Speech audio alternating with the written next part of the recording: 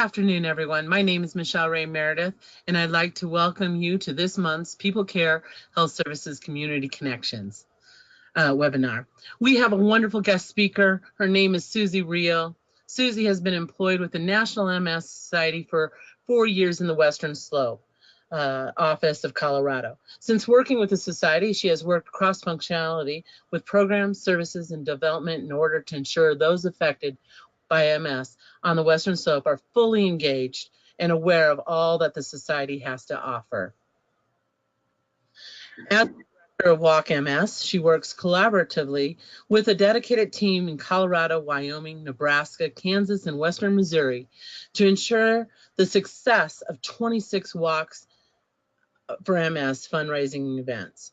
Her office is located in Grand Junction, Colorado. Suzie's presentation will review what is MS, who is the National MS Society, and what resources and support are provided by the National MS Society. I'm really excited to hear what she has to offer our webinar today. Suzie has asked for the presentation to be interactive, so please feel free to ask your questions. Without further ado, People Care Health Services welcome Suzie Real. Suzie, our virtual audience is all yours. Thank you, Michelle, and thank you for People Care for having me today. I really appreciate it. Michelle, I really want to make sure that, can you guys see my presentation? Perfect. Okay, so like Michelle said, my name is Suzie Real. I am located in Grand Junction, Colorado, here on the Western Slope. So today we're going to be talking about, oh, I'm getting a little feedback there. Can we mute that at all? Okay. So today we're going to be talking a little bit about what is MS, also talking about what the National MS Society is, who we are, what we do, and then we'll also have some times for question and answers. But just like Michelle said, if anybody has any questions as we go along, feel free to ask those questions. So many of you may or may not know what MS is, but MS stands for multiple sclerosis, which is a disease of the central nervous system. It's an autoimmune disease. So an autoimmune disease really is, it's your body's way of attacking itself. So our immune system is set up to help protect ourselves against diseases and infections. And when somebody has an autoimmune disease or disorder, it's essentially their body's way of attacking itself. MS is a chronic and progressive disease that's caused by the destruction of the myelin, which is around our nerve. So if you see the images here, and you can imagine your nerve essentially like an electric cord to a lamp. It's the fatty tissue, or the rubber of an electric cord. It's the fatty tissue around the nerve that is your myelin, and that's what is destroyed, that causes these short circuits, if you would, with those who have MS.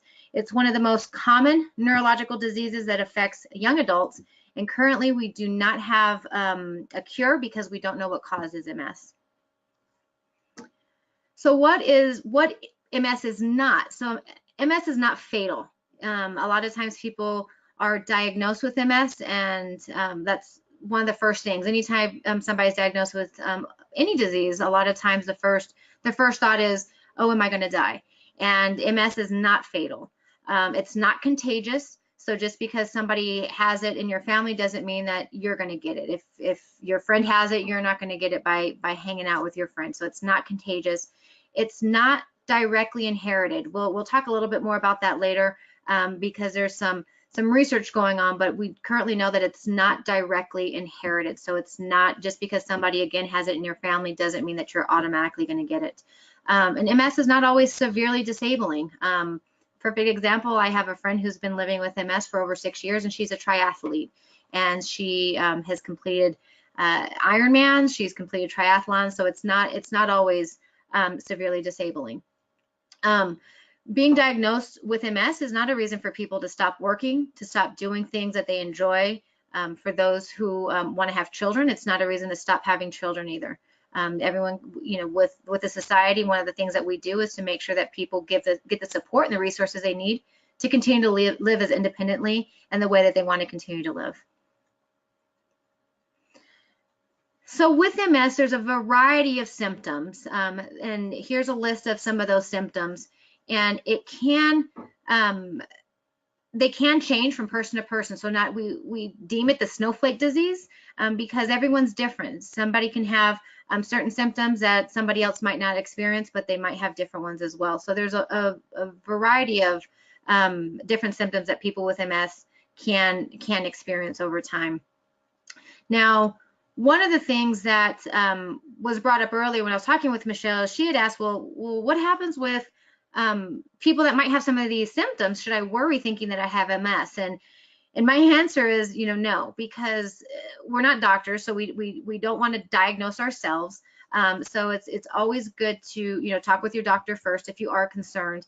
But with several different of these symptoms, they overlap either other conditions or just everyday everyday aging. And so we don't know what could be caused by MS, what could be caused by something else, or what could just be the normal aging process. So if you have any concerns at any point on what might be causing your symptoms, we always suggest that you go straight to your doctor and talk with your doctor. You can go to our website to see some more information, but your doctor is going to be the best one to start that conversation with if there is that concern.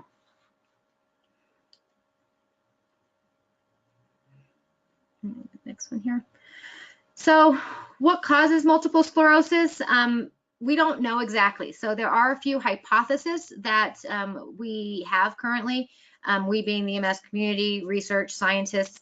Some involve people's, whether it's environmental or again, it's not directly inherited, but there is a hypothesis that somebody might be genetically predisposed, and there's an environmental trigger that might trigger the symptoms of MS. So currently, those are some of the hypotheses that are out right now that are still being researched to figure out what it is that exactly causes MS.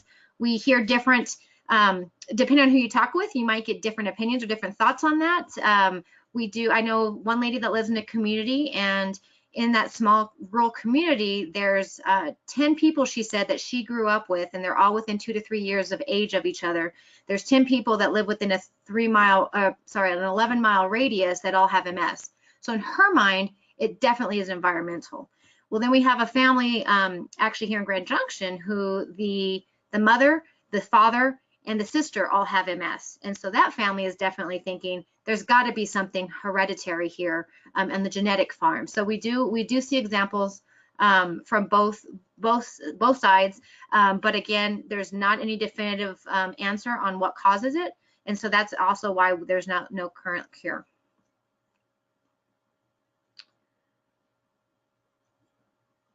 Okay. Let's see here. So we have here on the screen is actually what happens to the nerves when there is when MS is present. So again, the yellow fatty tissue around the nerve is the myelin, and you can see how it eventually it eats away at itself, exposing the nerve, and then the nerve can eventually fray. Now, sometimes the way that this shows up in a diagnosis is when somebody does go to a doctor. The way doctors diagnose it, first and foremost, is sometimes they use an MRI. So an MRI will show white spots called lesions, and this is where this process has taken place, where the demyelination and the myelin sheath has been is gone and has affected the nerve. They'll show up as little white lesions on an MRI scan, and so that's one way that doctors can diagnose it based off of history as far as your symptoms, and also sometimes there's some doctors that even do spinal taps to also be able to diagnose, to get a diagnosis of MS. Susie, I have a quick question. I've heard that nerves can regenerate. Is this the case? Is this something that can happen in MS and potentially go away, or?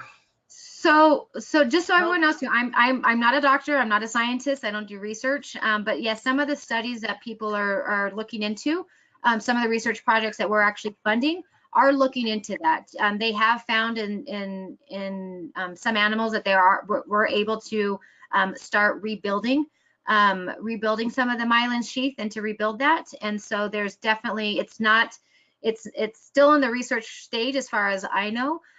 So there is a lot of that research around that's going along going along the lines of finding that cure. If we can figure out how we can stop the disease from progressing, even that's also some of the research. So I can't definitively tell you yes it can, Michelle, because again I'm not a professional in that sense with research and science and or as a doctor, but I can tell you that there is some research coming that is being looked at in regards to the rebuilding of that. Great, thank you. Yep. All right. So in regards to multiple sclerosis, who's affected? Now, historically, we've always said people diagnosed that the average range is 20 to 50 years old. Now, we have seen it in younger. We've seen it as young as 5 years old, and we've seen it in people even over 50.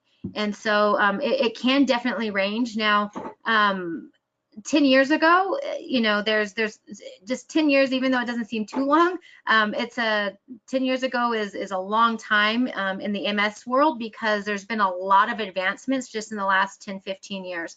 As far as the diagnosis as ages, we've seen, we had a gal here, again in Grand Junction, who was diagnosed at 11, and she's been a huge advocate for it and trying to get some more information on pediatric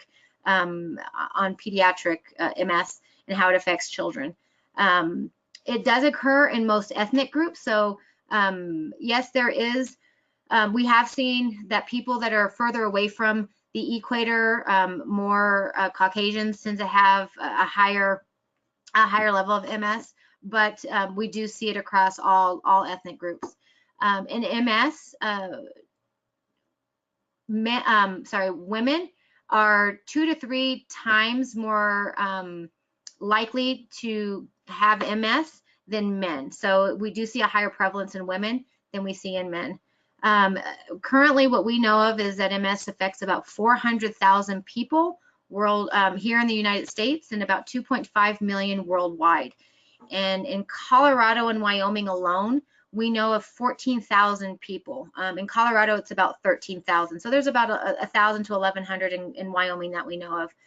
I say that we know of because as a society, as an organization, that state statistic is really based off of people who have actually connected with our organization. So we do know that there's a lot more people out there that haven't connected to our society. So there are more people than the stat that we have. Now, the statistic in regards to people living in the US and worldwide, that stat is a little bit more accurate than our statewide numbers that we have.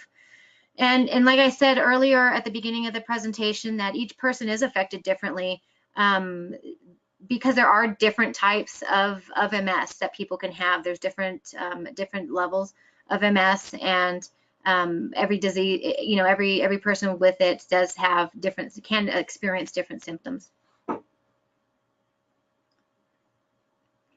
So we'll go over next the different types of MS and how, and there's diagrams on each slide just to kind of give you that visual on how MS affects the person living with it. So first we have relapsing remitting, which is one of the most common forms of MS. The majority of people initially experience attacks, or what we call relapses, followed by periods of full or partial recovery, which we call remissions, with no progression of disability between the attacks. So somebody may have, the 11-year-old that I mentioned who was diagnosed, she woke up one day and had no vision in one eye. And so she was having a relapse. And so here we would see she'd have sorry, I didn't mean to go to the next slide yet. She would have a relapse, but then after she would have the relapse or have some really exacerbated symptoms, she would go back to, afterwards, you wouldn't have been able to tell visually. Now, before I go further, I can tell you that MS sometimes is known as an invisible disease because many times people do not show any physical symptoms of MS. So a lot of times it could be visual, it can be cognitive, it can be emotional. There's all sorts of other symptoms that somebody with MS that can be experiencing that that somebody just looking at them isn't going to be able to tell. Based off of that, there's a lot of support that the society provides for people, especially as it comes to unemployment, filing for disability. There's been some laws in the last few years that have actually passed in regards to MS because it not being always a visible disease.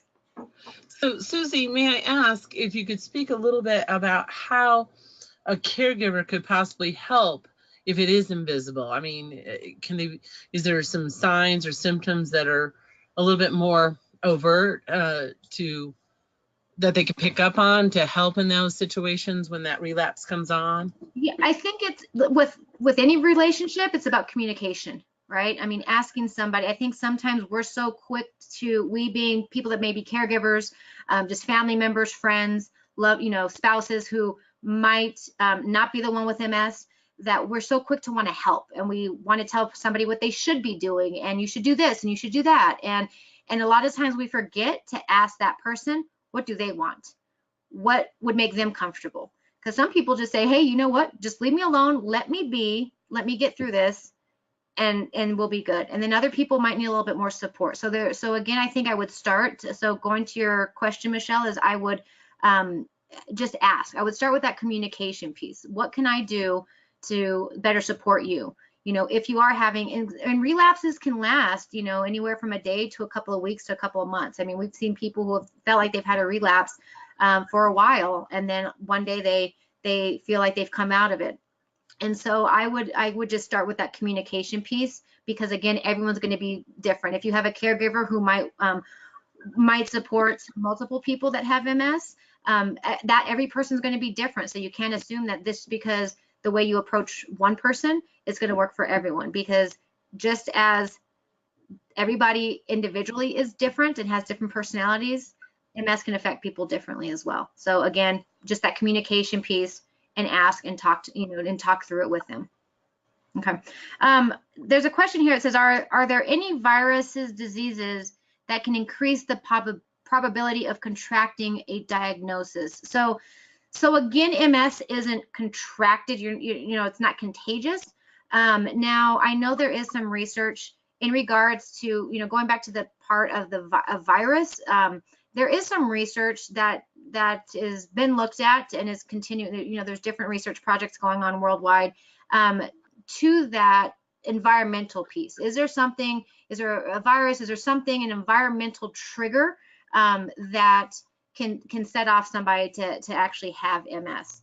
But there's not anything, again, we don't know what causes it. So there's not been anything that's absolutely identified saying if somebody contracts this virus, they'll end up with MS. There's absolutely nothing that shows that that has been definitive or anything at all. So if somebody says, oh, well, you had mono, so that means you're going to end up with MS, that's not true. So I hope that, Nicholas, I hope that answers your question in regards to if there's any kind of viruses or diseases that can increase that probability. So another form of MS is secondary progressive MS. So following a relapsing remitting course, meaning somebody may have started off for years with relapsing remitting, meaning that they might have a relapse and then they don't see any progression of disability after that relapse has ended. But the difference with secondary progressive is the disease eventually starts to progress between or after the attack. So which means that after a few, it could be months, it could be years, it could be decades of somebody having a relapsing remitting course of MS, that then they start seeing that once they've had a relapse, they don't really ever see themselves going back to the same way that they were before the relapse. So somebody might start seeing some walking issues. They may have more issues controlling one of their legs or one of their arms, and it sometimes it'll get a little worse. Sometimes it'll start getting better, and then it slowly progressively gets a little worse as time goes on. Again, it's a slower progression than some of the other forms. Again, relapsing remitting is the most common, and I wish I would have had it, but we have the percentages. So if anyone's ever curious, I can always get that information to you. I can get to Michelle if you want to reach out to Michelle. But we do have the percentages on how many people, the percentage of people with each one. But again, relapsing remitting, the very first one, is the most common. I stress that and I say that because sometimes for many people, once they're diagnosed, a lot of people get nervous. That first year is definitely a process to just process what somebody's just been told. But a lot of times the first thing people think is either, one, am I going to die, or two, am I going to end up in a wheelchair? And that's not always the case for everyone that's diagnosed. Not everyone diagnosed with MS is going to have the same outcome or the same experience with their MS. So another form is primary progressive. So this is a very small percentage of people who actually experience progression from the onset with no attacks along the way, meaning that as time goes on, they progressively just see an increase in their disability levels. So, some people, an example is here again in Grand Junction. We had a guy that was diagnosed when he was 23. And within 3 months, he was in a wheelchair. And so it can progress very, very fast. And that's the primary progressive, which again, is a very small percentage of people living with MS are diagnosed with. And then we have progressive relapsing. So it's the rarest pattern of MS. People experience a progression from onset, just like in primary progressive, but then throughout that progression, they also experience relapses and as the disease continues to progress, and that is the rarest form of MS. All right, check and see if there's any questions. I don't see any questions right now. So, how is the disease treated? So right now, we have 14, actually 15. FDA-approved disease-modifying drug treatments out that have been approved. This last few years has been a really exciting few years, because last year we actually had the very first disease-modifying treatment for progressive MS. So I'll just go back here. So for all three of these forms, secondary progressive, primary progressive, and progressive MS, progressing relapsing MS, there's one new disease-modifying treatment that has been approved last year, which is exciting, because before all the 14 before were for relapsing remitting, and a lot of people didn't see as much,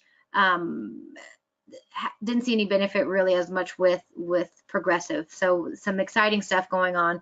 And then this year, just actually last May, in May, we were designated, there was a medication designated as a breakthrough drug treatment for pediatric, which is huge. It's the first pediatric treatment that's been approved ever. And that's a great thing, because you have, when children are diagnosed, their only option is, if they are going to go into a drug treatment, if they decide to go that route, is to do something that's really made for adults. And so there hasn't been enough research to really know, because most of these drugs have come out in the last 15 years. There really hasn't been enough research to know what an adult strength type MS drug treatment would have on a child. So it was this breakthrough drug that just came out has been huge in the pediatric world. The medications are used to reduce the number and severities of any types of attacks or relapses people have. The medications that are out do not cure MS or alleviate symptoms. So a lot of times people will take, we think about, you have a headache, you take Tylenol, it goes away. So a lot of times people think, oh, well, I'm taking a drug for MS. Once I take it, then my symptoms and everything should be going away. And that's not the case with the disease-modifying treatments that are out for MS. The reason for them, the way most of them work, are to help slow the progression of MS. It's not to stop the symptoms. So sometimes people will be taking a medication, they'll have a relapse, or they'll continue to experience symptoms and go back to their doctor and say, this drug's not working. I want to do something different. And so sometimes, sometimes it's not that the drug's not working, because again, they're not made to stop those from happening. It's just, who knows how much worse something, somebody could have been not taking that drug. And so there's always that question as it comes down to the different treatments. Again, we have all 14 or for all 15 disease modifying treatments listed on our National MS Society.org website. And we always encourage people when they're looking at which drug they want to take, we definitely tell people to talk with their doctor, but we also want to make sure that people are doing their research and knowing, being their own advocate. You are your best advocate. So making sure you're doing the research to see what it is that you may want to look at changing to. When I say research, I don't mean going on and Googling and checking out any and every website that pops up, but making sure that you're using reliable sources. The National MS Society here in Colorado, we have the Rocky Mountain MS Center. There's several other, very reliable sources that you can use versus, looking at other forums or WebMD or Healthline or some of those other ones, because they can be kind of scary and sometimes, not always, but sometimes can give you some false or misguided information. Suzie, yep. So is there for those of us that do not like to take a lot of medication, is there any kind of herbal or supplement that we can take that would help that versus one of these, or not recommended? What? So I can't tell you as far as what herbal there is, but yes, there's lots of things that people do. I mean, taking medications or disease modifying medications is absolutely not for everybody. I mean, there's people that want to go the natural path. I myself am a little bit more holistic in, acupuncture and things like that. And so we have, there is some research right now. Dr. Terry Wall is one of those doctors who is definitely looking into research in regards to diet and exercise, especially diet as it relates to MS. So MS being an autoimmune disease, there's been a lot of research also looking into how bacteria in the gut, in our intestines and stomach area, in the gut area, and that inflammation, how that can have an impact. And there's a lot of science and research about that for lots of different diseases, not just MS, that is coming out. I mean, we've all been well aware and hearing of all the things about, oh, no gluten, no this, do paleo, again, it's there's different diets that people can swear by, but there has been a definite, there is some research going on and some indication that there is some, that we have seen some differences with people, focusing on diet and exercise and their MS versus people that don't.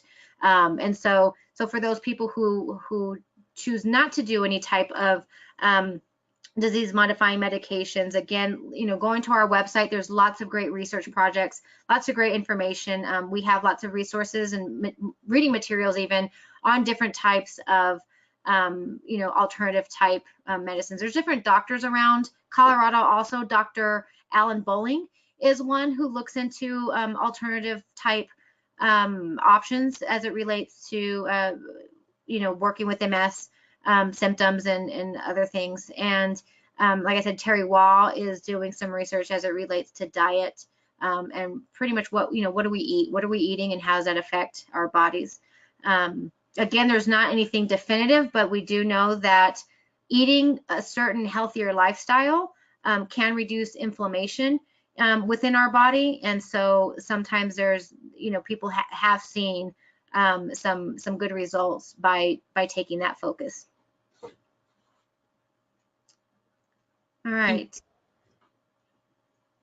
Now, sometimes you've heard, and many people, if anyone that's caused, has MS or knows somebody with MS, sometimes there's other people who have actually had steroids. So sometimes when somebody a lot of times when people get their first diagnosis is because they've had some huge exacerbation or relapse that causes them to go figure out what's going on.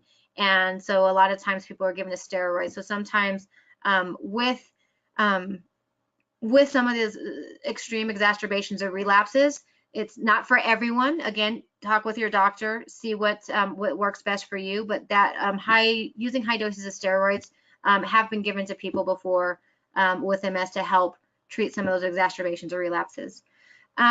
Managing symptoms. Managing symptoms is a great one to focus on, because with MS affecting everyone differently, managing symptoms also means to know your body, know yourself, know your limits, know what you can and you know what's okay and what's not okay.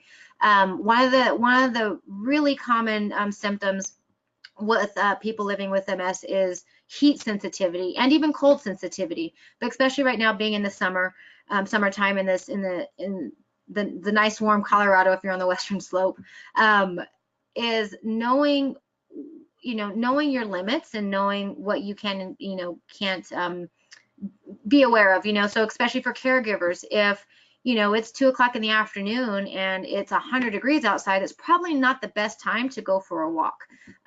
There's the heat can really exhaust people. So knowing, when you can and, when you do and don't need to go outside, knowing when you need to take some time to, maybe take a nap, or to, when you should and shouldn't push yourself. Some people are better at doing that than others. I can personally tell you my best friend's not very good at doing that. She tends to push herself way too hard, and then she regrets it after, when she's kind of out for about a week, not being able to do what she wants because she has pushed herself too much. So managing symptoms, but also knowing yourself, and really, and if you're a caregiver, again, going back to that communication piece with the person living with MS, and really, helping to figure that out together. So that way, it's not okay to do certain things because it might affect them in a different way.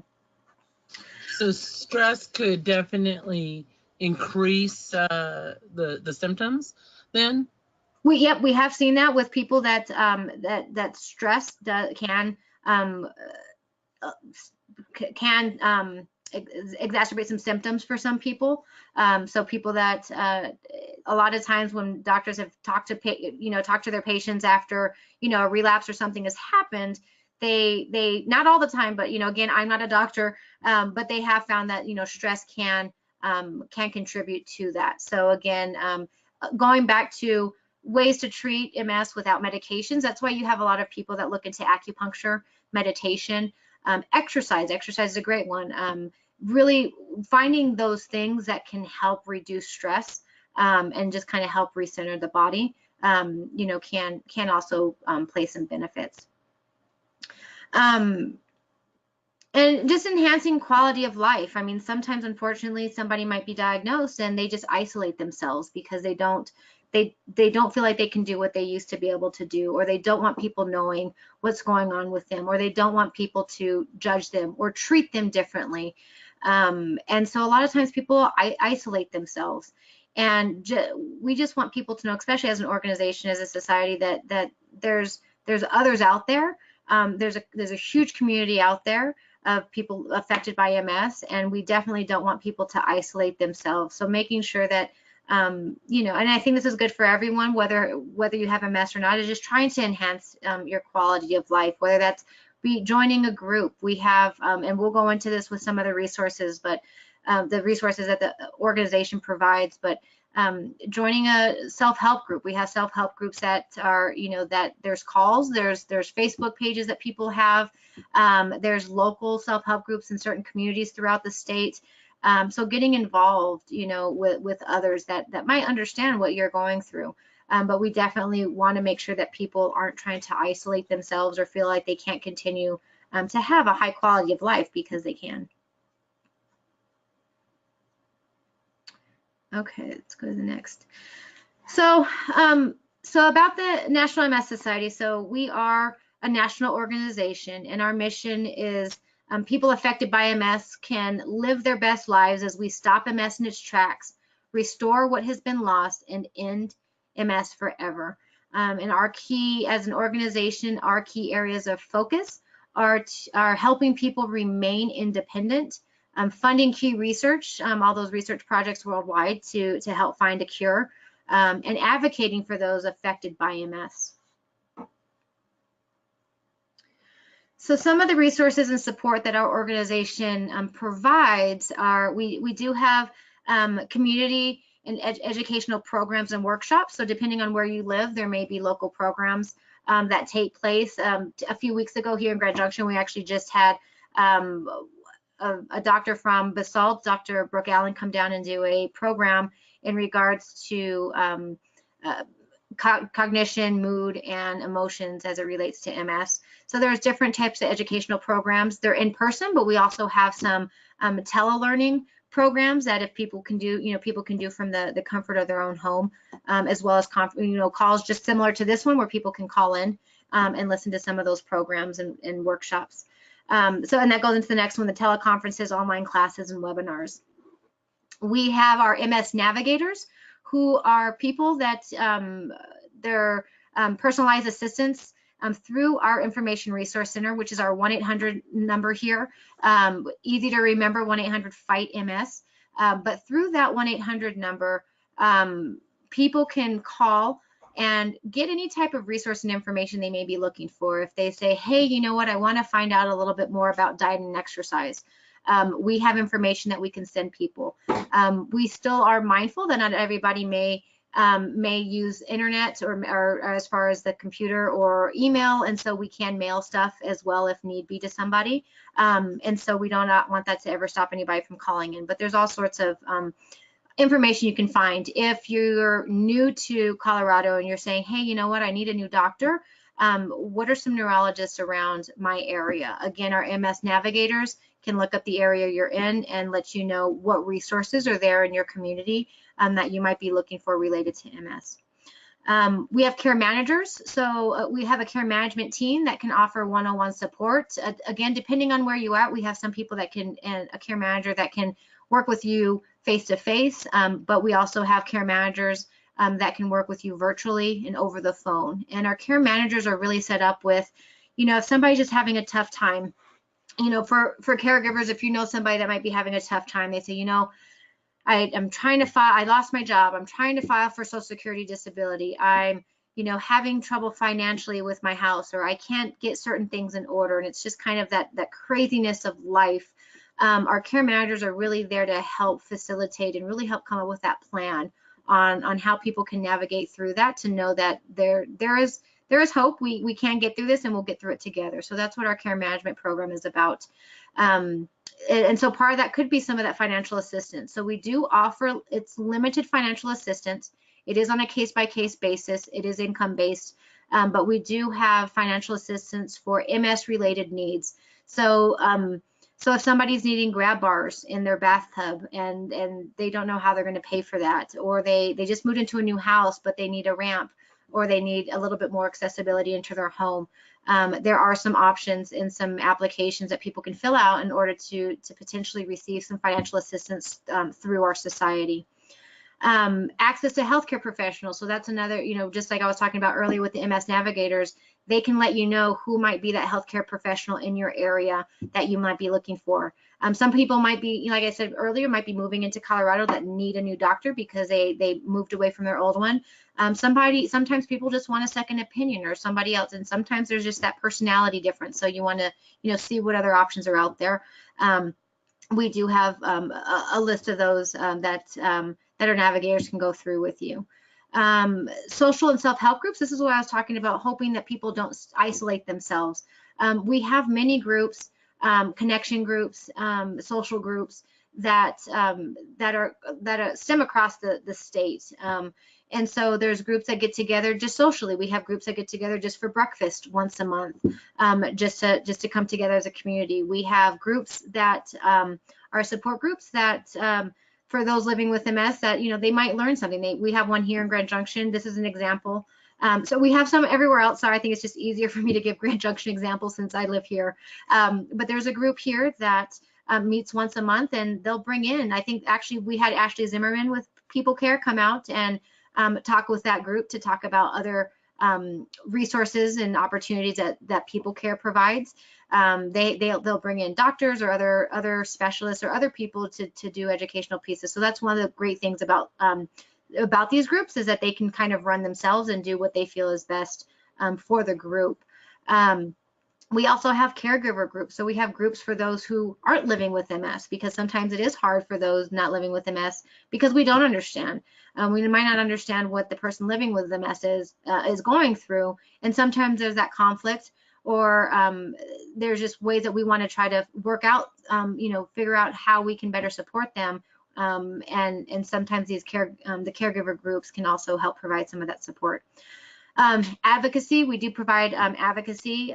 We do a lot, especially as it relates to with the Capitol here in Denver, and really pushing. We just had a bill that was actually we're really excited about, that just recently some new tax credits for home modifications that just passed. Actually, this last May. May was actually a really exciting time for us. So just know that there are people that are part of this organization who are definitely still continuing that advocacy piece. And then volunteer opportunities. There's always people who feel that, I'm in a good place, but I'd like to see if I might be able to help somebody else. What could I do to be a part of that? Or we've had people that say, when I was in a bad place, the society helped me, so I want to figure out how can I come and give my support back to somebody else who might need it. So we do have lots of volunteer activities or opportunities throughout our organization. Right now, our society is the leading private funder of research worldwide. To date, our cumulative investment in research has exceeded $974 million. What I was talking about earlier with the disease-modifying treatments is that the FDA did approve the first disease-modifying drug for progressive MS in 2017, and our first pediatric treatment was designated as a breakthrough drug in 2018. Any questions on any of that? I don't see anything right now. Okay.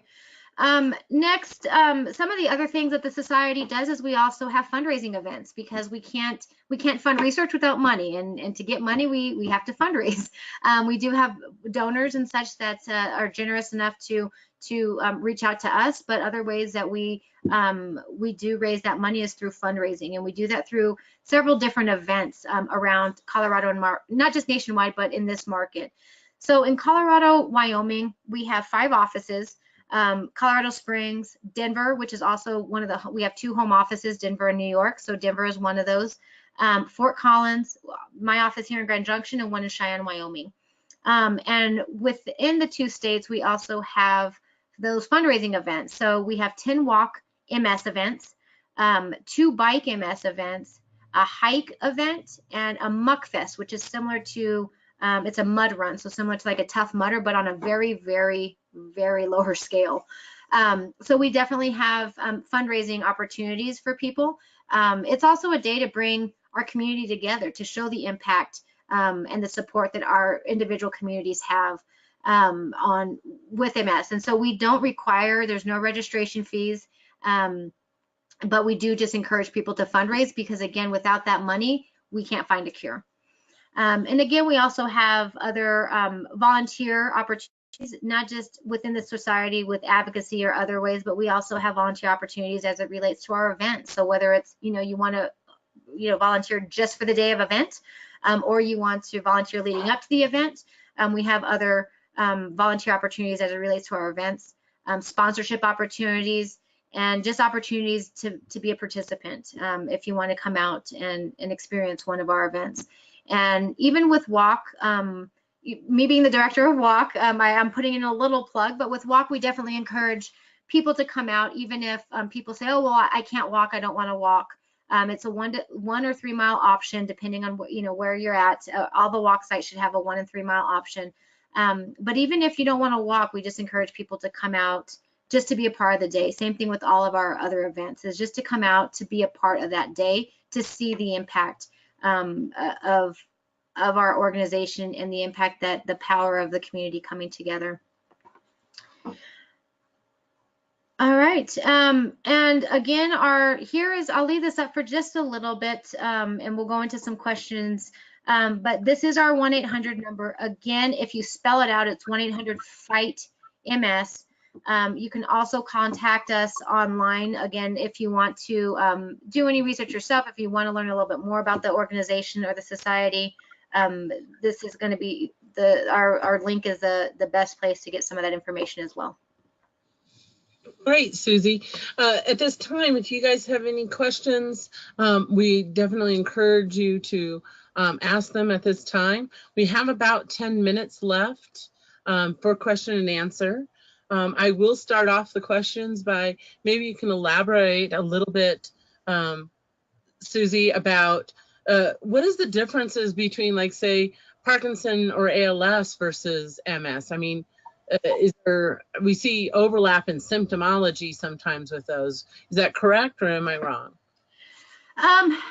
So again, I'm not a doctor, so I'm not too familiar with Parkinson's and ALS. I can tell you, you know, MS is different than in those, in the sense that not everyone's going to have that same outcome. You know, with ALS, unfortunately, there's kind of that same outcome of, you know, of where people end up after, you know, after their diagnosis. And so I can't speak too much on that. Again, you know, those autoimmune diseases they're so tricky because there are a lot of symptoms that do cross over. But again, with the diagnosis of multiple sclerosis, that's one thing that you can see, is those lesions that appear on people's spinal cord or on their brain. But I can't, again, I'm going to be a little cautious on answering too much to that, because again, I'm not as familiar with ALS and Parkinson's. Sure, thank you. Mm-hmm. Is it common to see a dual diagnosis with MS patients because their autoimmune deficiencies, immune system is down? Do they tend to pick up colds more or other disorders? Yeah, so as far as their immune system, yes, sometimes there are people that have a weaker immune system that are living with MS, so they are a little bit more susceptible to colds and viruses during, you know, especially the cold and flu season. Because again, you know, when your body's working already to try to fight off, you know, it's already fighting itself. It's already kind of in this battle within. Any outside trigger can definitely, you're a little bit more susceptible to. I can't say other diseases, but just as far as like your common cold and things like that, yes, you can be a little bit more susceptible to some of that. Well, Suzie, you've given us a lot of tips as far as, you know, getting involved with support groups, whether you're the caregiver or the patient, modifications to your home. But if you were to just elaborate on maybe the top 3 things once you get diagnosis, what would you recommend that patient to do? The top 3 things. Top 3: drink a bottle of wine. No. Yep. No. The top 3 things. One, after first diagnosis, don't start Googling. Yes, you want to do research, but make sure if you do, you're Googling the National MS Society or the Rocky Mountain MS Center, or another reputable organization that's going to get you the correct information. The other thing is, don't think it's a death sentence. It's not. I mean, there's people out there that are living their life as full as possible, and it is. It's going to take a process. I think for caregivers, allow the person who's been diagnosed to go through the process. We don't want to tell them what they should be doing, because we don't know exactly. Yes, it might be impactful in our life as well, that this loved one or this person that we know has been diagnosed, but we have to allow that person to be able to come to that acceptance and to the understanding of their diagnosis on their own, without us telling them what they should be doing. So again, that communication piece, what can I do for you? What do you need from me? And if it's just leave me alone, then we need to respect that. So again, one, try not to Google too many things. Come to us if you want to try to find some information out about something.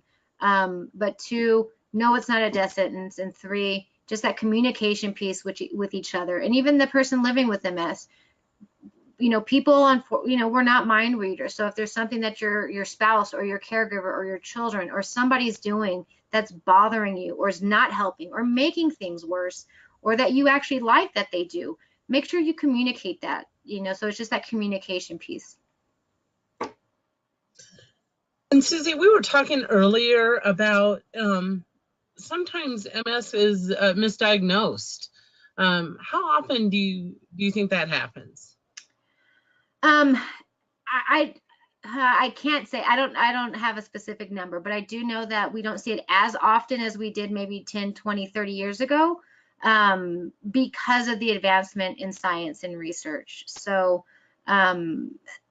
so I think as long as people have done the proper research, they've looked into their doctors. Again, we've talked about you being your best advocate, Right. and it's okay to question. It's okay to ask your doctor. Now, I'm not saying go out and tell your doctor, hey, I don't think I have MS, but just know that it is, you don't always have to be okay with what the doctor tells you as it relates to medication, what you should be doing, or anything else like that. But do the research. But as far as the diagnosis piece, Michelle, I mean, we don't see it as often as we did. It has happened, but it's not as prevalent. But just make sure that if you're getting that proper diagnosis with your correct, with the correct doctor. If you are hesitant, or you are concerned, or you have a thought, then you might also be able to get a second opinion, or look for a specialist, because I know in lots of in Colorado, especially when people live in rural areas, it's a lot more difficult to find people that specialize in MS. It's really rare to find anybody actually. Most of the people that specialize just in MS are in on the Front Range. Not to say that people can't be diagnosed properly by other neurologists, but if you have any concern, talk about it. Don't just hold it in. Suzie, is there anything, last minute thoughts that you'd like to share with us before we close? No, again, thank you to Michelle, to People Care for allowing this opportunity. Again, there's so much more that we, an hour it's hard to cover everything that the society does, the support, the resources that we provide. So I definitely encourage people to check out our website, ask questions, call one of our navigators. There's a lot that we have available out there. And then getting involved. I mean, we have a slew of events that take place, and if anybody just is inspired even today that you want to donate or fundraise, you can reach out to Michelle and she'll give you my contact information. But just know that the society is here no matter where you're at with your diagnosis, or if you are a family member, caregiver, or somebody else that's not living with MS, that we have support and resources for everyone. Well, thank you. At this time, we would like to thank our audience for their participation and interaction, as well as Ms. Reel for joining us today on People Care Health Services Community Connections. Please remember, Community Connections airs every second Wednesday of the month at 1 p.m. So mark your calendars, and until next month, let your days serve you well. Thank you.